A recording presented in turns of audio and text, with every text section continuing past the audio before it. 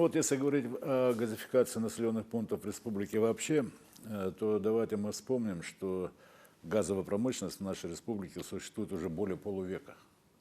И, конечно же, у нас были и большие достижения. Ну, вообще, сам факт освоения таких крупных месторождений в экстремальных условиях Крайнего Севера, на Вечном Мерзлоте, когда были проложены газопроводы магистральные. Первая в Советском Союзе была создана газотурбинная электростанция в Якутске.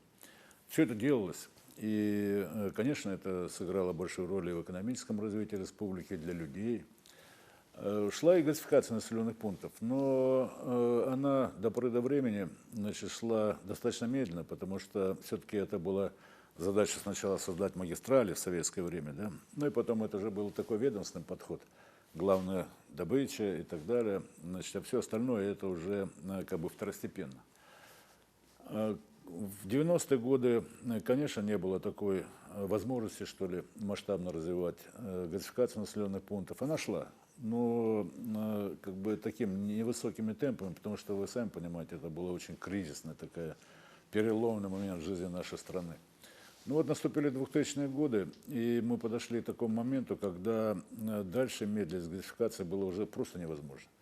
Потому что, ну, во-первых, представьте себе, какой огромный труд людей, значит, для того, чтобы, ну, содержать свое хозяйство, отопить и так далее, и так далее.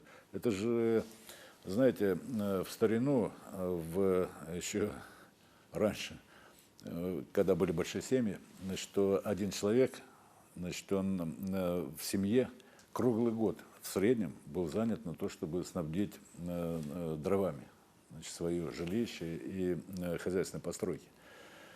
Конечно, мы так в современное время уже невозможно так было жить. Кроме того, экологические проблемы. Вокруг населенных пунктов вырубили леса. И, конечно, экономика. Все-таки это очень дорого завозить топливо куда там на эти дизельные, значит, дистопливо или уголь и так далее. Да и даже возьмем такой элементарный вопрос, вот эта щепа, значит, которая вроде бы как отход производства, она с каждым годом все дорожает и дорожает. И это, конечно, сказывалось на жизни людей, на семьях. И поэтому было принято решение, при любых обстоятельствах надо форсировать работу по газификации населенных пунктов. И в республике было принято 2 подряд 5-летних программы. Ну вот на 2002-2006 год и на 2006-2010. Даже 2011 год. Но после этого, уже когда главой республики был Егор Афанасьевич Борисов, значит, то эта линия продолжилась, и был принят новый 5-летний план, значит, и дальше вот она продолжается до наших времен. Конечно, когда делали первые программы, то встал вопрос о том, что необходимо газифицировать те населенные пункты, которые находятся вдоль магистрального трубопровода. Ну, магистрально у нас со Средневилюйского газоконденсатного месторождения на Якутск. И Горный Улус по пути. Казалось бы, вот оно, рукой подать. А на самом деле, значит, во-первых, надо магистрали провести, во-вторых, довольно сложный рельеф, потому что болото, мари. И, будем говорить, конечно, были споры, включать план первоочередных мероприятий Горный Улус или не включать. Но в конечном итоге, значит, конечно, попало и в первый 5-летний план, шла подготовительная работа, проектирование. И вот в 2007 году, наконец, случилось такое важное событие, когда газ пришел в первый населенный пункт Горного Улуса, Бескюль.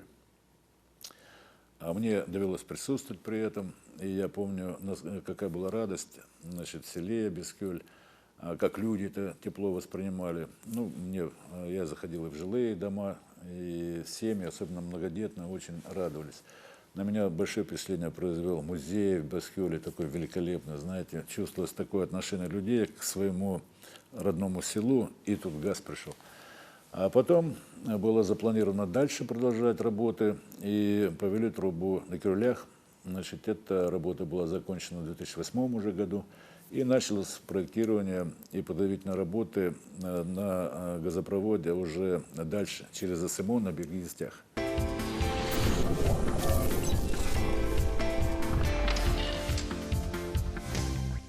Сейчас на Дальнем Востоке вообще в целом принимаются новые программы, уже федеральное правительство подключается. Ведь раньше мы сами все делали. И поэтому новые возможности появляются. Я думаю, что мы, конечно, радуясь сегодня, должны смотреть и в будущее. Нам надо теперь вот конкретно в Горном Улусе правильно использовать дальше пришедший газ. Мы должны развивать его применение. Вот совершенно правильный такой, ну что ли, лозунг, мотив. Значит, в каждый дом, значит, надо тепло и газ. Или тепло через газ. В каждый дом. Но теперь мы должны уже и дальше развить это. Теперь мы должны подавать газ и в производственные здания, сооружения. Вот у нас все-таки всехозяйственные постройки. Для того, чтобы повысить эффективность сельского хозяйства, облегчить труд самих тружеников сельских. Дальше мы должны думать о том, что вот трубопроводный газ пришел, но нам надо все-таки отдаленные населенные пункты газифицировать. Значит, надо научиться делать сжиженный газ. Вот раньше таких технологий не было. Ну, помните, баллоны были, а вот так, чтобы сделать такие установки, когда газ можно было использовать и для котельных, создавать запасы газа. Значит, вот сейчас мы подошли к таким технологиям, они уже несколько лет довольно развиты в нашей стране. Теперь мы должны использовать газ, чтобы снабдить и другие населенные пункты Горного Улуса, которые далеко находятся, куда трудно провести трубу. Это вот второе направление. Ну и третье направление, я хочу сказать, что Горный Улус теперь у нас стал не просто как бы пригородным возле Якутска, но он стал перекрестком разных путей, потому что дорога на Кобяя построена и введена была вот не так уж давно, долго настроилась, но введена. Очень хорошая дорога сейчас на Якутск. Значит, дальше она идет в Вилюйскую группу улусов, наша федеральная теперь дорога Вилюй. Значит, теперь получается центр, значит, такой перекресток многих дорог Горный Улус.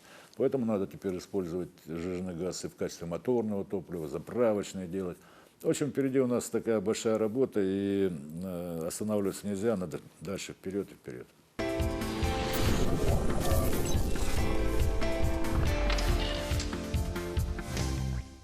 Если вы послушаете утреннюю сводку погод, особенно зимой, вы прямо обнаружите, что Бердыгисяк всегда называется в числе таких населенных пунктов нашей республики, где очень холодно. Это одно из таких суровых мест у нас в республике. Да и природа, в общем-то, достаточно суровая, потому что очень много болот, таких отдаленных мест, топи, мари, таких, и поэтому сложно людям жить. Но, видимо, такие сложности, они воспитали какой-то особый такой дух в людях. И поэтому Бердыгисяк всегда славится, ну, во-первых, своей такой предприимчивостью. Ну, смотрите, там у нас, будем говорить, производство музыкальных инструментов на всю республику и даже на всю Россию, можно сказать, известно. Там очень развиты народные промыслы, значит, продукция прикладного народного такого творчества, которое не просто так на выставку, а еще широко расходится. Значит, в общем-то, развито сельское хозяйство в разных аспектах, да? Значит, и животноводство, и табунное коневодство, и даже оленеводство, и пушные промыслы есть. Значит, так, то есть, как бы это рождает особую такую предприимчивость у людей. Но и, видимо, это сказалось на том, что Горный Улус дал очень много людей, которые прославили нашу республику, в общем, на российском уровне. Ну вот, давайте вспомним и Владимира Лонгинова, герой Советского Союза, герой Великой Отечественной войны, или наших знаменитых литераторов, значит, Семена и Сафрона Даниловы, которые, вообще-то говоря, творчество которых и поэтическое, и прозаическое входит в копилку, значит, нашего государства в целом, значит, России. Или, например, вот у нас есть доктор технических наук Василий Васильевич Филиппов, который известен своими трудами. Значит, ведь одно дело стать доктором экономических наук при всем моем уважении, а другое дело технических, это же такое важное дело. То есть сам дух такой предприимчивости, что ли, значит, склонности к творчеству, он есть, значит, у жителей Горного Улуса.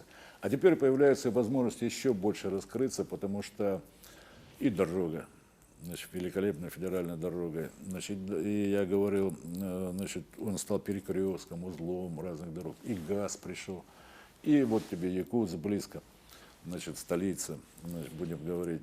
И поэтому очень хорошие перспективы у Улуса. Я хотел бы пожелать, значит, всем такого традиционно творческого настроя, любви к своей земле, и чтобы мы вместе могли реализовать тот потенциал огромный, который есть в Горном Улусе.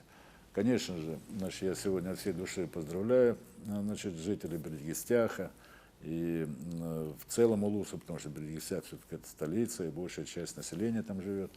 Значит, это большой шаг вперед, шаг в будущее. И я хочу, чтобы это будущее было действительно уверенным и счастливым.